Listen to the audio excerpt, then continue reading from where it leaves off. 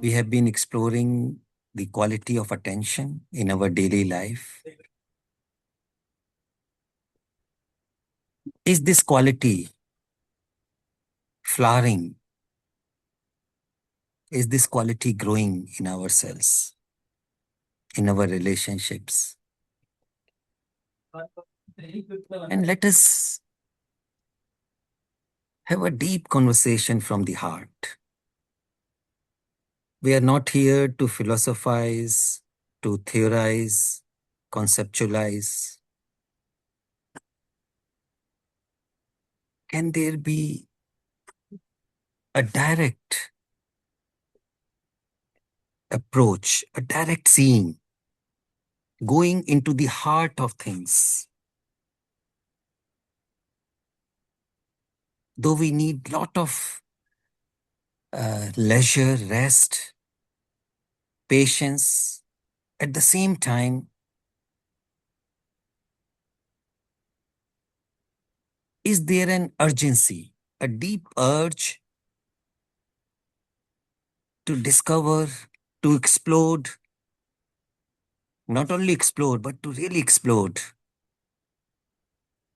into insights, into deep understandings, which go beyond all beliefs, concepts, ideas, beyond the realm of the mind? Do we feel intensely this urge for a breakthrough,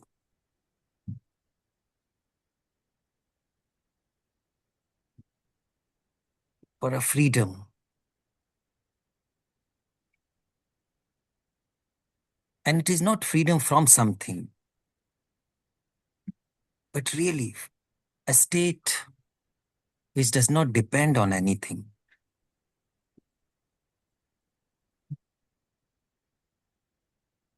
And can we come directly to what is the central issue? What is this fundamental problem in our lives? You know, I heard about Buddha's life. People used to come to him and ask metaphysical questions. If there is a God, if there is a life after death.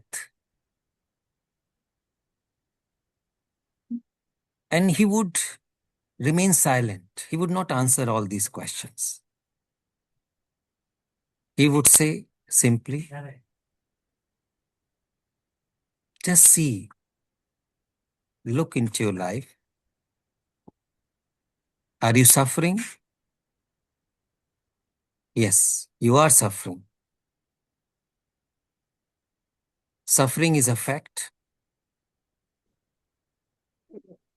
Now, find out if there can be complete freedom from this suffering.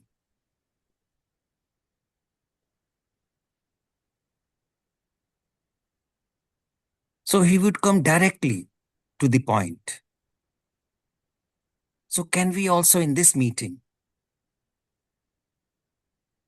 not go around, but come directly to the issue? What is the central issue in our lives? Ask oneself, ask yourself, each one of us here. Am I suffering? Can I honestly look at my suffering? What is its fundamental nature?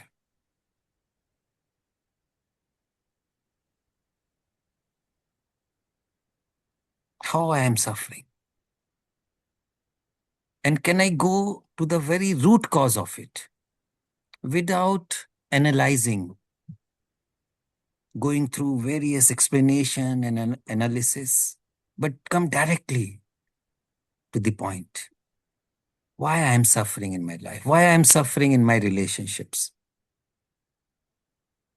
Why there is insecurity? And I feel insecurity or fear is one of the deepest sorrows in each one of us lives.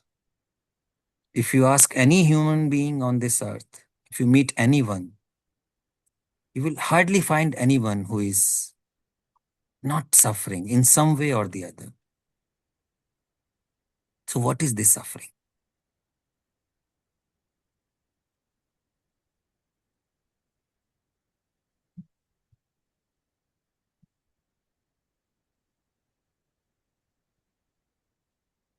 Is this suffering a deep insecurity that I may not be accepted, I may not be loved,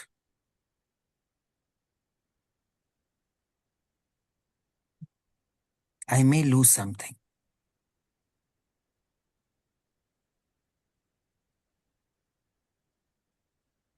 Something happened in the past.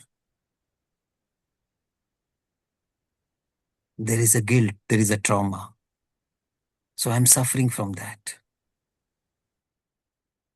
Usually, I see the broad spectrum of this suffering is the past experiences, whether in terms of deep hurt in a relationship or a trauma or anything unfortunate happened. So, mind is carrying that scar, carrying that memory, and is still suffering from that.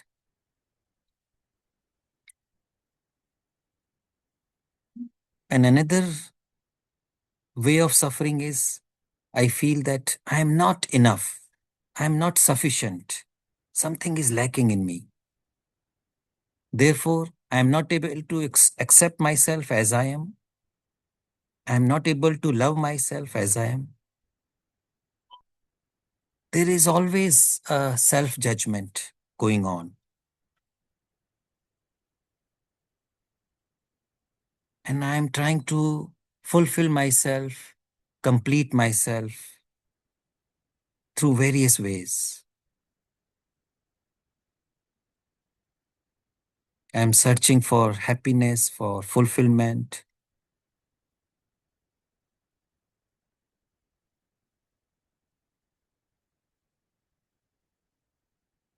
Buddha said that the root cause of suffering is craving,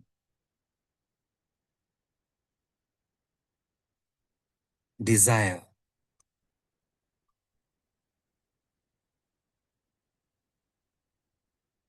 Is all craving or desire suffering? Or craving for something that is not real,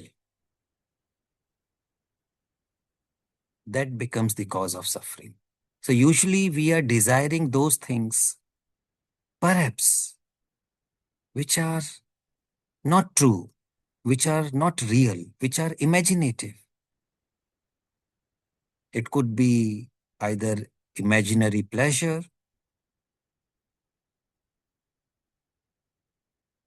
or a future goal.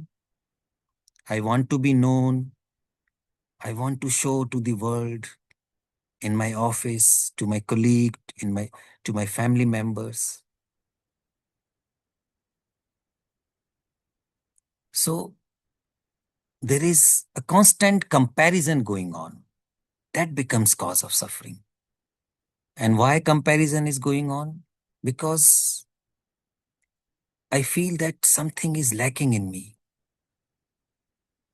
So mind is constantly creating this comparison and then hanging on to what should be and what should not be. So I am never in the present moment, always living in time, either in the past or in the future. So does this life, which is based on time,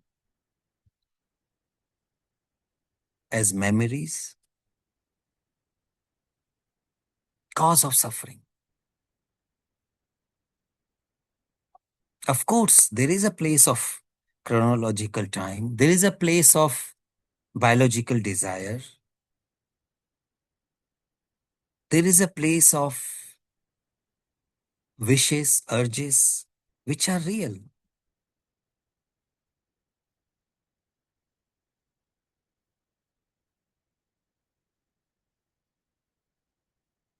So, why does mind crave for something which is not real, which is not essential? Can I see it? Can I discover it? If I see the falseness of something clearly, then that pursuit which is false can dissolve, can drop. So, this is the power of seeing, which is part of attention. So, attention is the seeing what is true and what is false in this moment. When mind is projecting stories, living in the stories, which it loves so much, if I capture it immediately, see it, then there is a possibility of dropping it. So, is it possible to nourish this quality of seeing in my daily life? And it can only be nourished through doing it, through seeing it. So, seeing will nourish seeing, listening will nourish listening,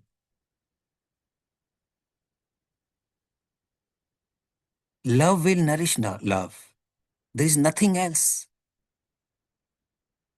Thought cannot nourish listening, looking, or love. Mind cannot do it. It lives in time and it is the cause of sorrows, sufferings in our life. So, how is it possible that I catch instantly when the false energy of the mind is being activated by thought? Can I capture it, see it, and at the same time see the danger of it, that it is not serving life? If it continues, I continue to live in a pattern, in a prison, a self created prison, and there is no joy, there is no beauty in this life. So, there can be a dropping of this activity of the mind if it is captured, seen in that very moment when it is arising.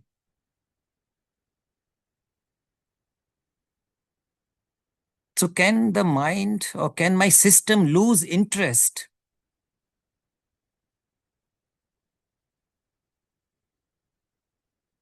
in the stories of the mind and start feeling joy in simply being?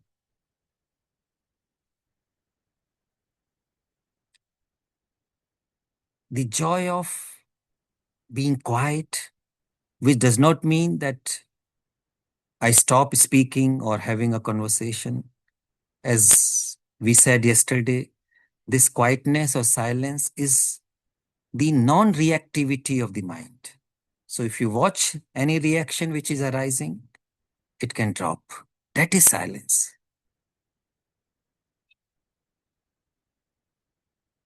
So silence is not opposite of sound or noise. It is to see the reaction arising, and when it is seen, that reaction loses its power and it can dissolve, it can die. So, this is the power of attention, the beauty of attention. So, can we shift from this reactive mode to the attentive mode, to the seeing, observing mode, which is like returning to the fundamental, original nature of the brain, of our being, which got lost? And perhaps it is there. It's there, it is present all the time. Can I allow it to manifest? It's not that I have to create it. I cannot create silence. I cannot create beauty. I cannot create love. Something which is created can easily be destroyed. What thought creates, it is subject to destruction. What body creates, it is subject to destruction. So, what is that which is not an invention or creation of the mind? What is that silence? What is that attention? What is that presence which is alive here and now? What is that happiness which does not depend on anything, which is just present here and now?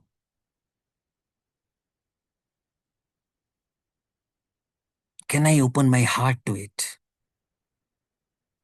Heart to something which is ever present, which can not be taken away by anything.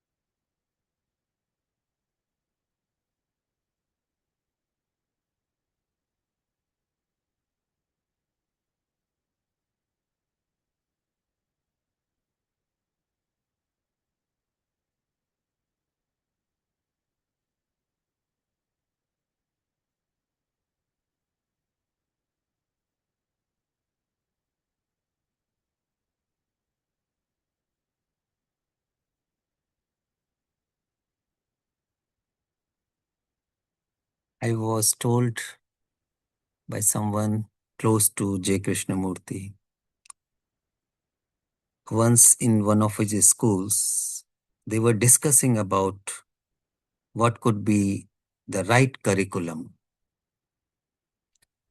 So there were discussions going on, and then they came to Krishnamurti to ask for his suggestion or recommendation. So the response of Krishnamurti was amazing. He said, for me, the only curriculum is attention. If that attention is there, then whatever you teach or you learn will have meaning. But is that quality of attention there? So we can apply it to our whole life, daily life.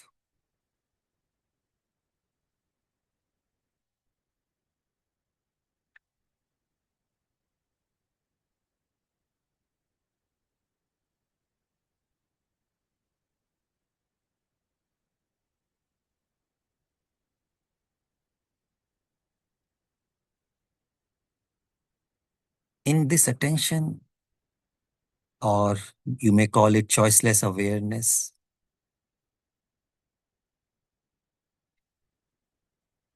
there is no story of the mind. There is no me or you, because this me and you is also a story created by thought.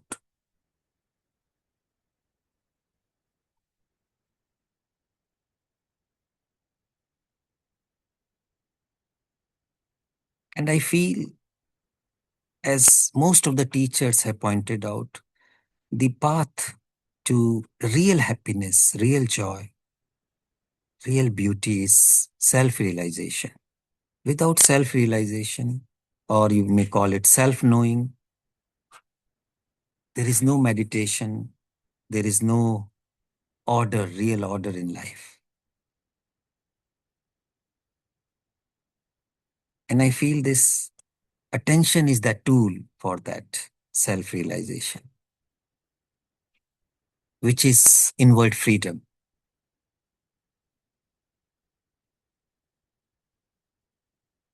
And are we demanding it every day when we wake up? Is this our only demand?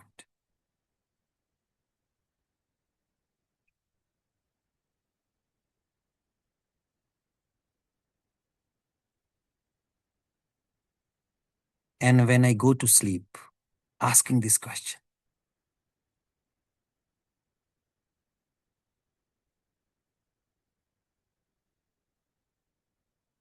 which means living the whole day as if this is the only day in my life, fully, being fully present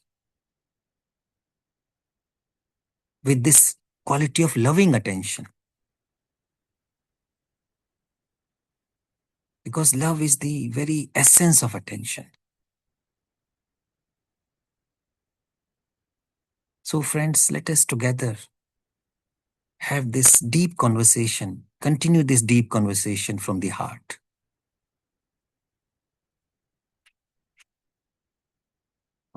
and go beyond all borders, all frontiers of the mind.